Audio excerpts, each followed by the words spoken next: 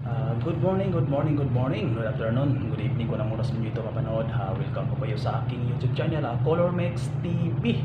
Panibagong vlog, panibagong hamon naman tayo sa buhay. Ayan, kumusta na po kayo? Kumusta yung mga solidong sumuporta sa aking YouTube channel, sa mga taong laging nakasubaybay sa bawat upload ko ng mga video kagaya nito, at sa mga nag-DIY at sa mga nagtatrabaho sa paint industry. Kumusta na po kayo? Ingat kayo palagi. At sa mga members ko sa channel ko, kumusta po kayo? Ingat kayo palagi kung saan man kayo naroroon ngayon. Ingat kayo palagi. At sa mga grupo ko na It's a Thai Family, shout out sa inyo. Ingat kayo din palagi. Yan. For today's video mga kulay, gagawa muna ako ng design. May sample na pinagawa sa akin. Ipagawa sa akin na may order na pero hindi nila kayang gawin kung paano ang proseso. Iba ang kahoy sa sample at iba din ang kahoy for production nila. Kumbaga, yung kahoy sa sample ni-revise nila sa ibang kahoy. Yun ang mahirap gawin. Tapos sabi lang nila na hindi naman totally na makukuha talaga yung design kasi magkaiba talaga yung kahoy na gagamitin nila. Request din sa customer nila na ipagamit na kahoy Sinjan, pero yung kahoy sa sample oak naman. Yan ang matindi. Kumbaga revise na lang. Hindi na gusto, hindi naman talaga 100% natin kukunin kasi sa kahoy pa lang magkaiba na sila. Ipakita ko sa inyo yung design na to ay for interior furniture po na design na pang interior. Sa mga gusto po ng mga furniture na gusto may design interior po ito sa loob po ng bahay ito. Kung sinong magusto, baka magustuhan niyo itong design na to, ang linen jeans effect. Linen effect po or linen jeans effect po. Makita niyo ito yung mga pantalon niyo, yung masyadong denim blue. Yan po ang description niya, denim blue. Nagbi-blending yung kulay, itim, puti, blue. Yun ang tawag diyan, linen jeans effect. Yan ang bigyan natin buhay ngayon. Tapos ito yung kahoy na ipagamit nila. Maganda din yung kahoy nila for production pero magkaiba talaga sa sample. Yung sample oak, tapos yung kahoy Sinjan po. Maganda talaga, you know, pang cabinet niyo. Maganda yung kahoy nila. Tingnan niyo, you know. Design pa lang, pwede na, no? Natural, maganda na talaga, may design na siya. Yan. Tapos yung sample, mas maganda din talaga. Ito yung bigyan natin ng buhay. Hindi naman talaga natin makukuha ng 100%. Gusto lang nila kung paano ang proseso, paano ko gagawin daw yung procedure ko. Kasi yung sample galing po sa ibang bansa, sa Turkey po, pero hindi nila alam paano umpisahan, hindi nila alam yung proseso. Ang gusto nila na yung proseso paano talaga gawin. Yan. Kung ano wag ninyong kuhan lang, tapusin nyo hanggang sa dulo para makita nyo paano ko bigyang buhay itong sample na to, linen jeans effect. Hindi natin makukuha ng 100% pero ihawig lang natin kasi magkaiba talaga sila ng kahoy. Maganda itong kahoy, yung production nila, tapos mas maganda pa din yung sample nila. Tara! Tingnan nyo kung anong mga pangulay ang gagamitin ko o anong pintura ang gagamitin ko. Interior po, interior design po for furniture po. Siyempre basta interior, ang gagamitin natin ay dyed penetrating stain o wood stain penetrating. Yan po. Tara, umpisahan na natin. Let's go! Yan, ito yung gagamitin ko muna. Standard muna ang gagamitin ko. Penetrating wood stain black at saka penetrating wood stain na white. Yan lang muna ang gagamitin ko. Tingnan ko kung kaya ba sa dalawa o kaya ba mag-blending ba yung kulay kagaya nito. Sa tingin nyo, denim blue talaga sila. Denim blue talaga yung sample, pero black ang gagamitin ko na penetrating, tapos white ang kombinasyon ko. Tingnan ko kung kayanin ba sa black kasi yung sample talaga denim blue. Tingnan lang natin. Tapos ito yung kahoy. Yan, tara, umpisahan ko na. Yan, set aside ko muna yung penetrating wood stain na white. Tapos ito muna ang gagamitin ko na penetrating wood stain na black. Tapos set aside natin yung sample kasi alam nyo na baka madisgrasya pa. Tapos haluin natin saglit yung penetrating wood stain po ito. Dyed po ang gamit namin para sa mga penetrating for interior po. Interior po ito na kulay, hindi po pang exterior. May pang exterior din na kulay na penetrating, meron din pang interior. Ito pang interior po. Yan, wood stain penetrating black. Ganda. Tara, umpisahan na natin. Tarahin mo natin sa gilid.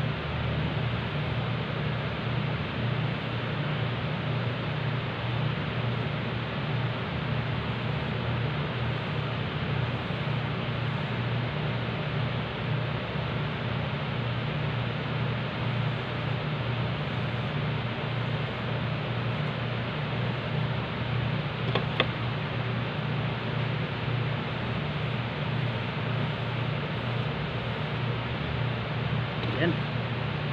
Tapos paano tayo?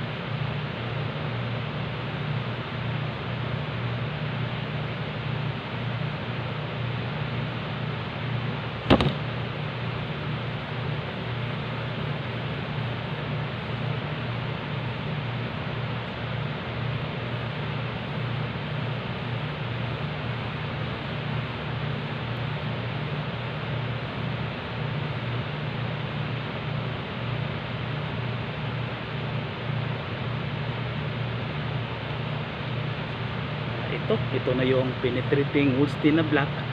Patuyuin natin mga kalahating oras. Tapos lagyan natin ng highlights kung magkuha ba natin yung denim blue. Yan, balikan natin mga 30 minutes. Ganda ng design, no? Ayan, after po sa 30 minutes tuyo na po siya. Ayan, ang ganda.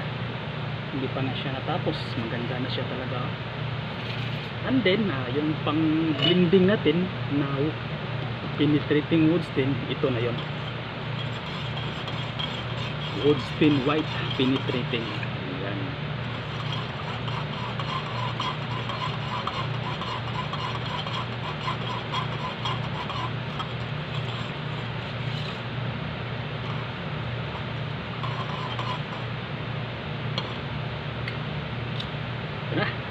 Ganun pa rin, basahan pa rin yung gamit natin.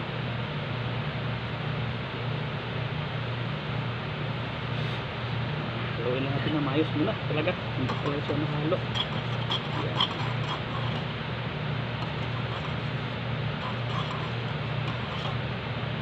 Yan. Gilid muna.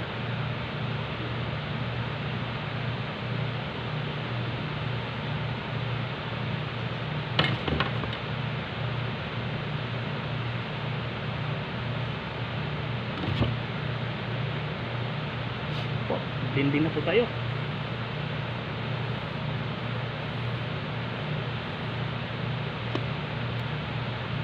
dinding.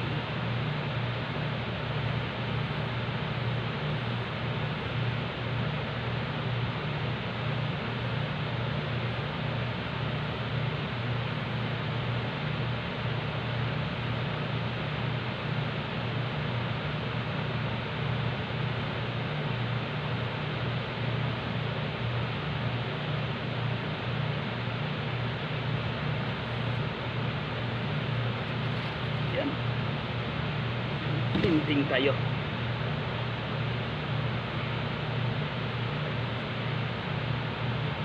Sana makuha natin medyo yung kuan, yung paano ginawa yung sample na yan, pero sa akin iba ang proseso.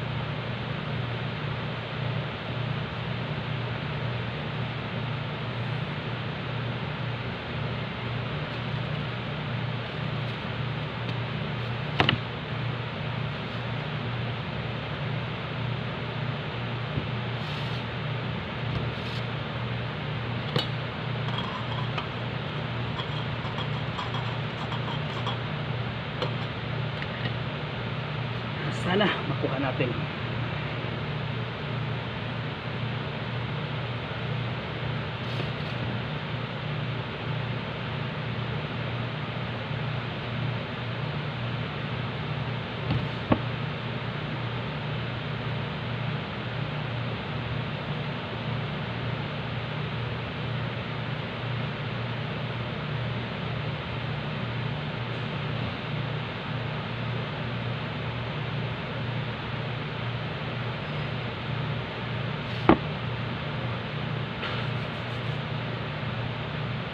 Ito na, patiuin natin muna mga kalahating oras, tapos i-sealer natin para makita natin kung ano ang resulta.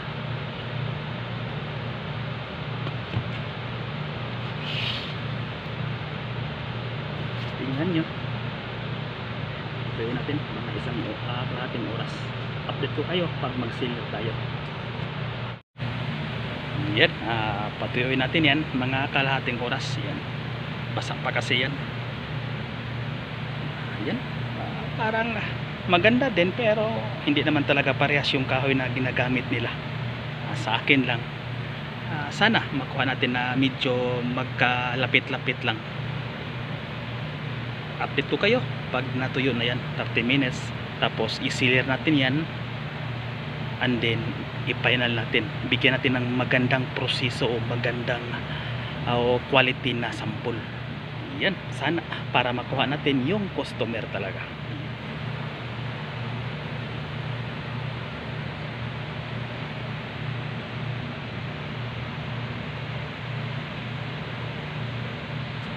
Tapos ito yung sample na original. Ala, parang magkahawig yata sila.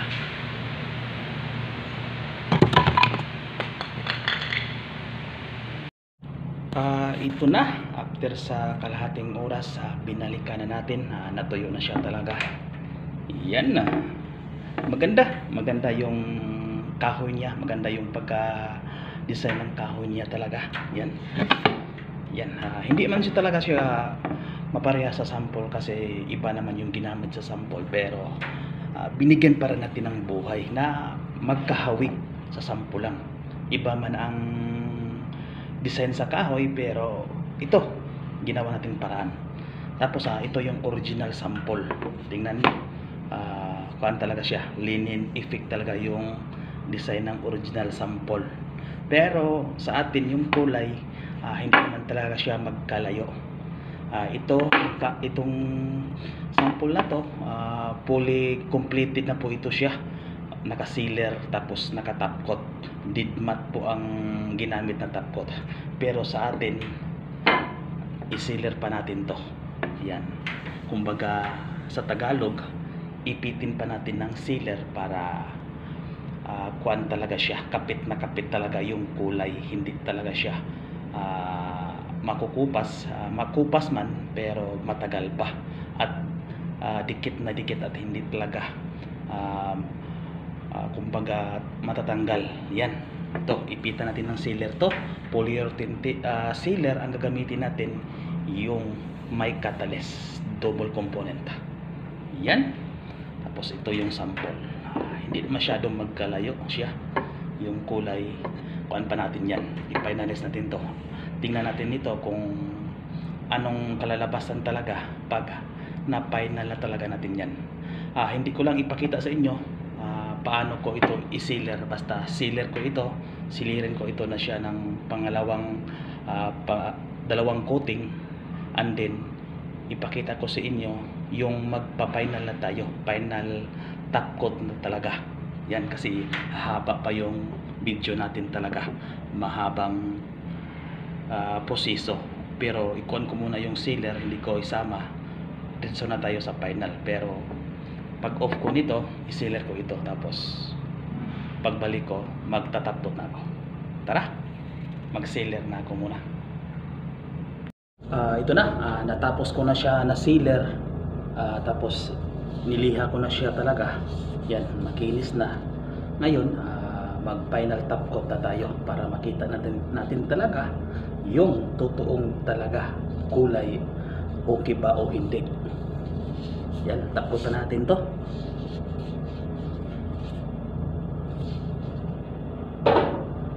Tapos itong sample na to, ang top coat nila ay Did Matte Polyurethane Did Matte Clear, pero yung sa akin standard lang, Polyurethane Matte Clear lang, hindi po siya Did Matte, Matte Clear lang na may konting shiny. Yun lang ang tinapkot ko, naka-standard lang. Hindi ko lang ginaya yung top coat 00. Yan, sa akin polyurethane matte clear double component paint po, may catalyst po siya. Tara, umpisahan na natin. Bago natin umpisahan, magsuot muna tayo ng safety natin, mask.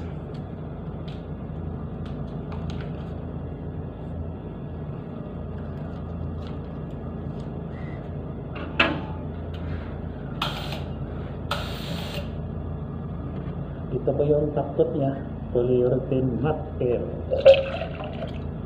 May catalyst na po siya at saka polyurethane thinner. Tara.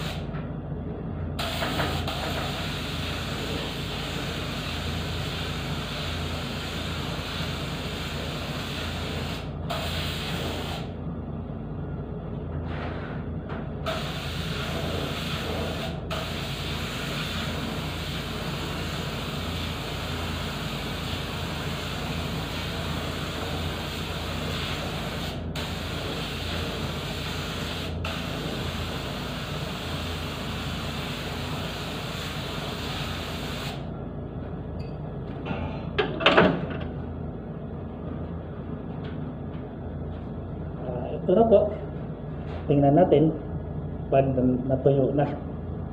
Pakita ko sa inyo yung basa pa ito. Tara.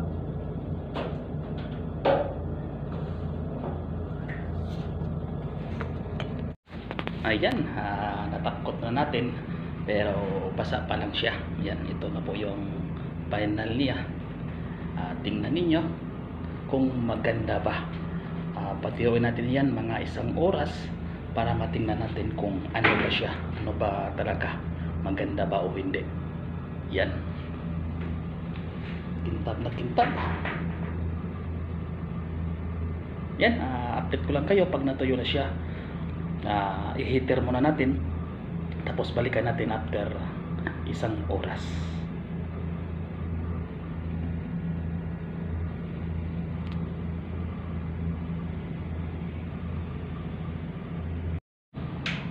Ayan, ito na yung for approval natin. Ito na yung kuha natin na magkaiba ang kahoy. Ayan, after sa 1 oras natuyo na siya. Ito na po yung resulta. Sana ma-approve siya, sana nakaintindi yung customer, kasi iba naman talaga yung kahoy na production nila at ito yung sample. Yan. Tingnan nyo. Hindi naman siya magkalayo sa kulay talaga. Kasi iba-iba talaga siyang ipik. Denim blue pero yung diskarte natin iba. Yan. Ito yung for approval at ito yung original talaga na sample na linen jeans ipik. Yan. Pero sa akin maganda naman talaga yung kahoy na for production nila. Tapos yung proseso maturo natin, mademo natin ng maayos kasi simple lang yung proseso ko. Madali lang siyang sundin talaga. Yan. Ganun naman talaga.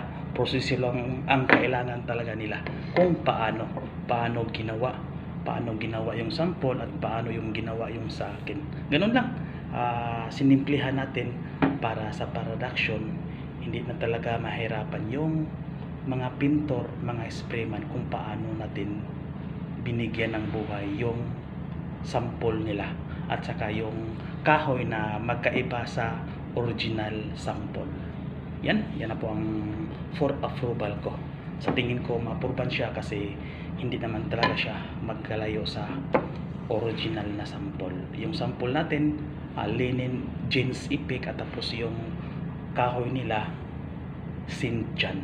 Iba talaga, diferensya talaga, pero nabigyan pa rin natin ng katotohanan kung paano iproseso.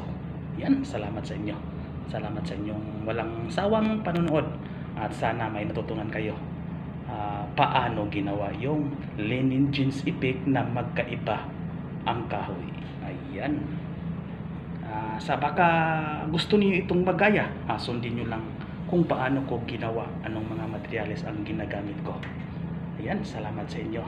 Hanggang sa muli, hanggang dito lang muna.